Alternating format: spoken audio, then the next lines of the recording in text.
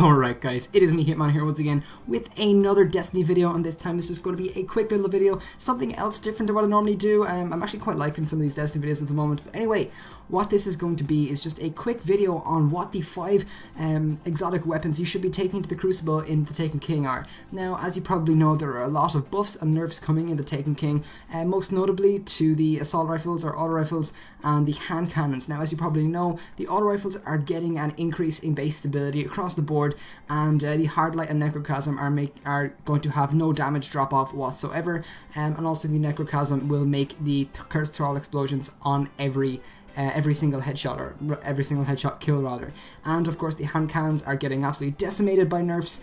I believe the hand cannons are getting, all of them are going to have decreased range and decreased mag size, and also the Thorn will no longer have the poison. It will have it, it'll just stack. And of course the Last Word is getting absolutely mauled, like damage, everything, range, they're all getting destroyed, and of course fight rate as well. And of course, as everybody knows, the Gallahorn will be pretty much destroyed because no one will want it anymore, because it's kind of going to suck, but still, most people are going to use it. But in my opinion, probably the Suros JBL, I think it's called, or the Truth are going to be the most powerful. But anyway guys, let's get straight into the video with number 5 on this countdown.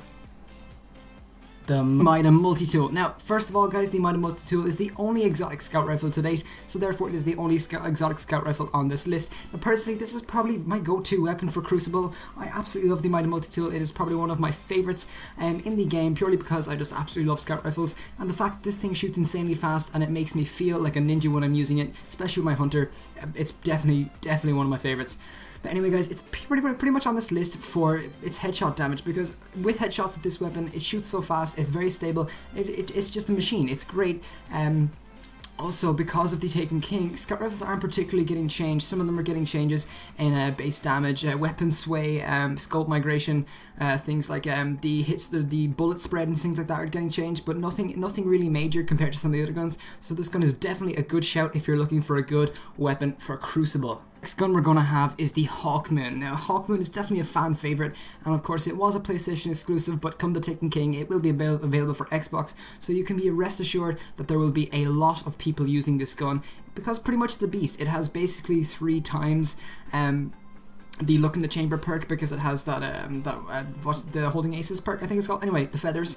But basically this gun is a machine, and because of the new kind of changes to hand cannons, where they're going to have a decreased mag size, basically this thing is going to get buffed, because it has currently 13 bullets in a mag with 3 doing bonus damage, but that will go down to about 10 or 11 with 3 doing bonus damage. So basically this thing is actually getting buffed, and it does have pretty high range on it as it is. It's only going to get a small reduction in range and a slight increase in accuracy. So basically this gun is going to be pretty beastly in all fairness. It's going to be kind of a machine, so watch out for this one guys. It's definitely going to be a good gun for the coming Crucible during the Taken King. In at number 3 on this list we do have the Monte Carlo. Now the Monte Carlo was another gun that was a PlayStation exclusive up until now for Year 1 players. But obviously it will be available for the Year 2 players coming on Xbox and stuff as well. So first of all, what we have, this gun is pretty much insane. This gun is a machine. It is one of those guns. It's reasonable stability. It's kind of about 3/4 of the way stability. It's got very low damage but very high fire rate, so it's actually a pretty good combination. It's probably better than most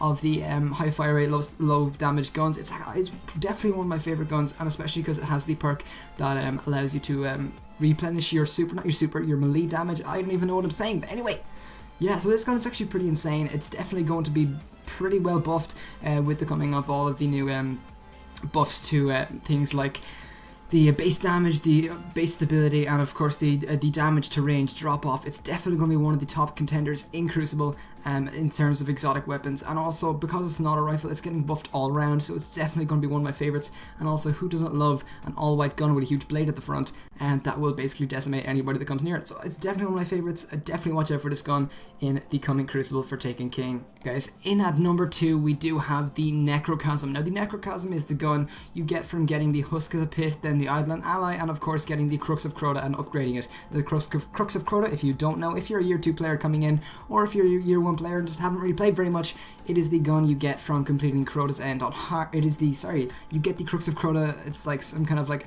upgrade material, I suppose you could say, from completing the Crota raid on hard. I think it has like a 20% drop rate or something, so it's pretty common, but I again only managed to get mine last week, so it is actually pretty difficult to get, but once you do get it, it's definitely going to be a very popular gun to use in Crucible. Like I said, it's going to have an increase in stability and base damage, and the range will also be increased with a full decrease in damage drop off by range. So basically this gun is going to be a machine. It does also have the counterbalance perk right now, which makes it almost full stability as it is. So with that upgrade in stability, it's definitely going to be a very, very good gun to use for the coming Crucible. One thing you must do actually though to get it is obviously to get the Husk of the Pit, upgrade that to the Idle and Ally and do that, which can be quite time consuming, but obviously once you do get it, it's going to be very, very good. This gun could also be very good in terms of doing the kind of the PvE stuff as well, because it's now going to do the Cursed Thrall explosions every time you get a precision kill, so it's definitely going to be very good for ads and stuff, because it will have that explosion and stuff, so it's definitely going to be a good shot pretty much all around. So I'm guessing this gun is going to be very, very popular, especially because it is one of those high fire rate, high stability, yet low damage guns, but it's definitely going to be a very, very popular choice in terms of a lot of players playing with it. Right guys, and finally we do have the #1 spot on this video, and it is going to be the Hard Light. Now basically this gun is probably going to be one of the most OP guns come the Taken King, because if you guys remember how OP the Soros regime was once it came out, and this gun is basically going to repeat that.